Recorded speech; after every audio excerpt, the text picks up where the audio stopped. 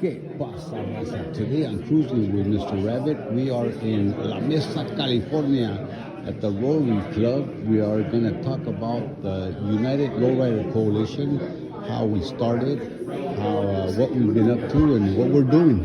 They are very interested on the projects that we're involved in. So stay tuned. Stay tuned. We're looking forward. You know, my wife is getting the screen ready. So we're here setting it up. You know, we're going to be talking about AB 436, talking about cruising Highland Avenue, how we just did a lot of work and getting all that going. So hopefully it'll be a great show. Not a great show, it's not a show, but it'll be a great event here at the Rotary Club. They're very interested about what we have to, what we did, and which is we love it. And we'll be asking a lot of questions and we have a lot of fun. We're going to eat, have a great meal. So stay tuned, Rasa. Stay tuned. Yeah, and also I'm just pulling pictures off of here. And Jay, your looks like you were a teenager, man. Especially get rid of the beard. Yeah, so and he looks a little different. So yeah, definitely I'll get your pictures on Very cool what they talk about here, and all the information they give out. Very, very cool. First time at a meeting like this. Having this stuff on Club Rotor. You guys want a directory, I can do it. Just update your Club Rotor. That's it. Resources. So at this time, I'd like to introduce Rita to talk to us about the Lowriders.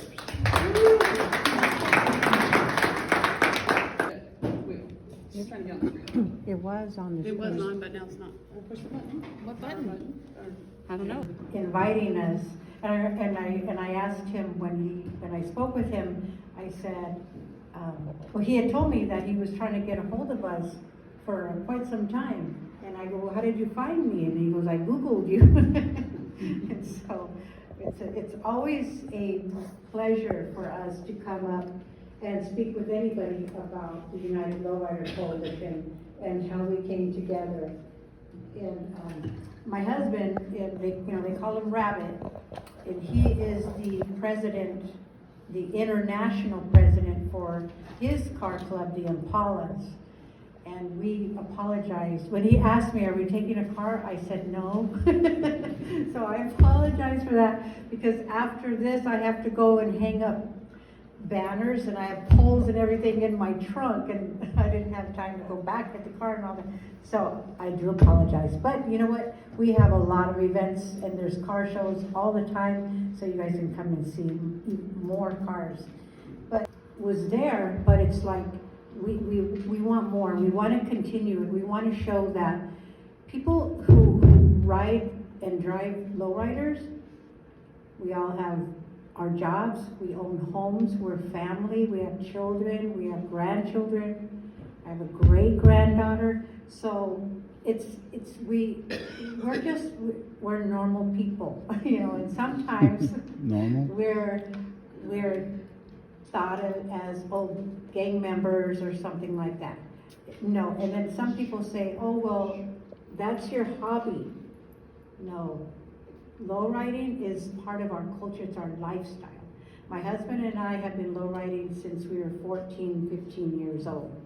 So, a long time. I used to live on Highland Avenue. When I was 14, I left home and I got myself a little studio on Highland Avenue, and I watched the cars go up and down Highland Avenue, and I said, I'm gonna get one of those. That lowriding and the lowrider in the community, it's a culture. Next one.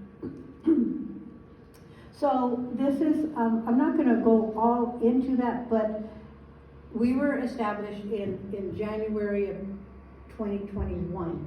We started meeting as a coalition, and at that time, we were meeting in a park. And it was just, the reason why we came together, our members, is because one of our members, which she's the vice president, Marisa, was doing pop-up cruises on National City Boulevard in National City. It was during COVID, and it was just a way for her to, hey, let's go out there and cruise. Nobody was gonna get out of their car, everything, we're just gonna cruise. So her first 2 pop-up cruises, they went really well, but the third one, people started coming out, parking. Somebody brought a DJ, someone brought a grill, it became too much. The police found out about it, and then they called her in and said, you know what you're doing is wrong. You need to go about it the right way. You need to apply for a permit if you want to cruise. And at that time it was COVID, so they're not giving any permits. So she called me and said, hey, can you come and help me and other members form a membership, a coalition, and let's see if we can get national cities no cruising ban repealed. So I said, yeah, of course. And my background is strategic planning, grassroots organizing. So I was like, that's easy, let's do it. So we came up with a plan. It took us a little over 2 years to get that ban, that no cruising ban repealed, but that was one of our first victories as a coalition.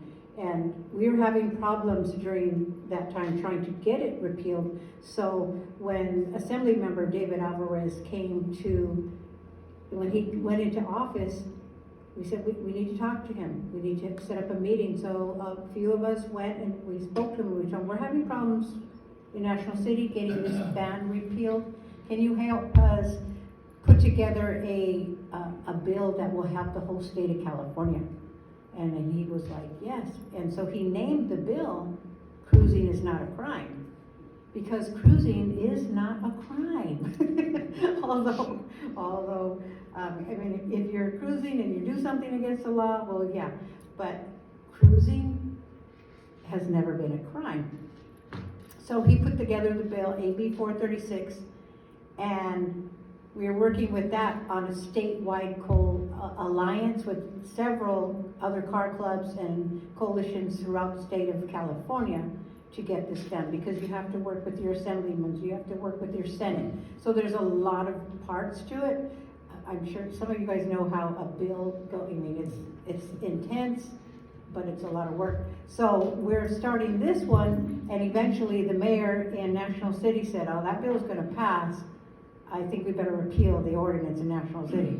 So we were able to get that ordinance repealed, and we were able to be a part of AB 436 passing. And so now the whole state of California, each city that had a ban on cruising, that no longer exists. So that was a huge victory for us. Very, very good stuff. And our coalition is comprised of not just one car club. There's several car clubs. There's solo riders. We have council members. We have business owners involved as a member of our coalition. And our coalition is growing. So we're excited about that, because we're not just one car club. We embrace the whole lowrider community within San Diego County. Go ahead. But you don't have to own a lowrider, as long as you love the passion of the cars and what we're involved in, come on down and be part of this. Yes. We meet monthly, every third Monday of the month at 6 p.m. It's only $5,000 to join. Not really. Our fees are $75. Yes. a year. We are now a 501c3, so we're super excited about that. We are a 501c3. So this is some of us with our banner. And some of the things that our youth have a voice. They're our next leaders. So this young lady, she is our vice president of the youth council, Evelyn. She's in 4th grade. And this little girl is a go-getter. I could be wrong in the 4th grade. I'm probably wrong, but 4th or 5th grade. But she's a little go-getter. Right now we have 7 youth and we have about 14 mentors. So each child is going to get 2 mentors, because during the summer, there's tons of car shows, and they'll say, oh, I need to go here, and you back me up.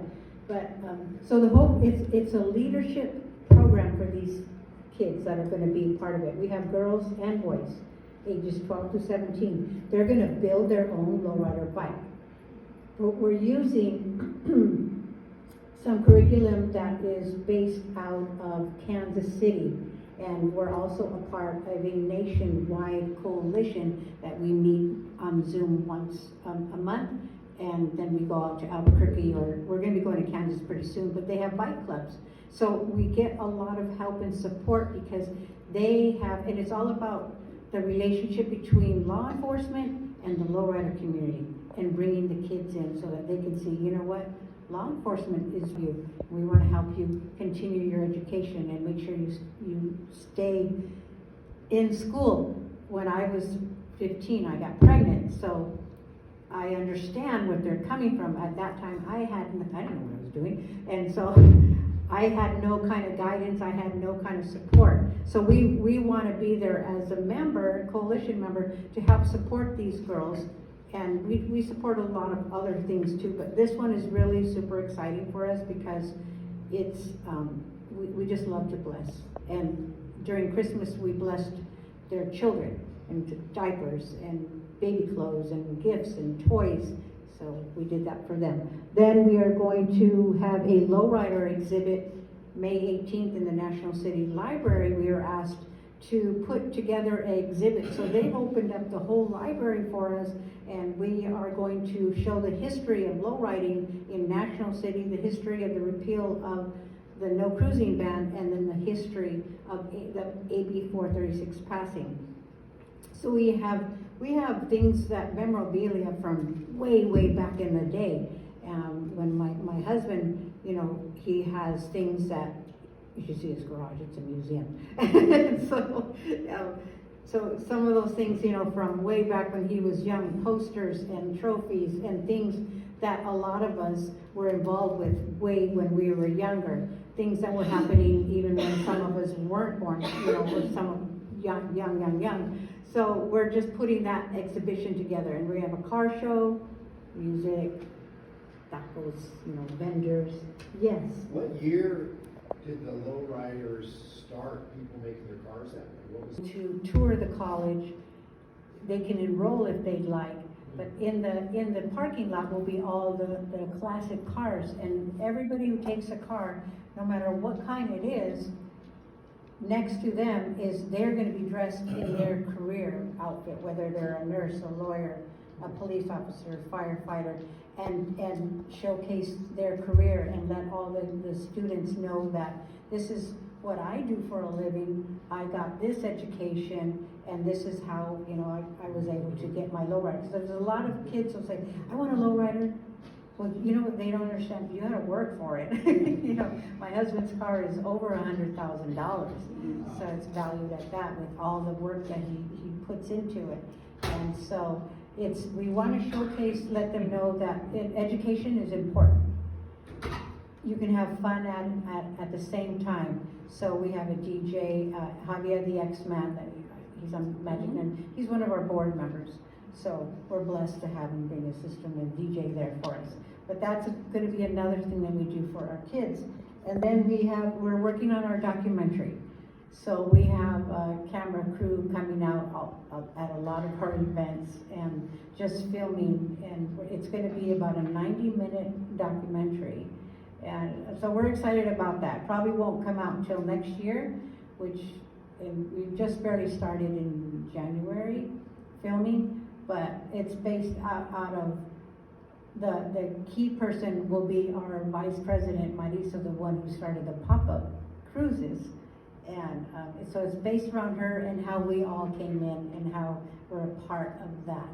So we're really excited. I mean, there's a lot of things that we get called for, a lot of things, you know, come and speak at the schools. Like last week, we went to Granger Junior High, and the women, because it's March is Women's History Month, and so they had classes with all girls And some of our members, we went in there and we told them about our history, where we came and where we are now. And I went to that school and I graduated from that school. The city said, you have to pay for traffic control, more officers, get signage on the freeways, those big old signs saying there's gonna be an event coming up and all. I was like, no, we don't have, and we didn't get, and then we lost the support of the mayor at that time, the prior mayor. So we had we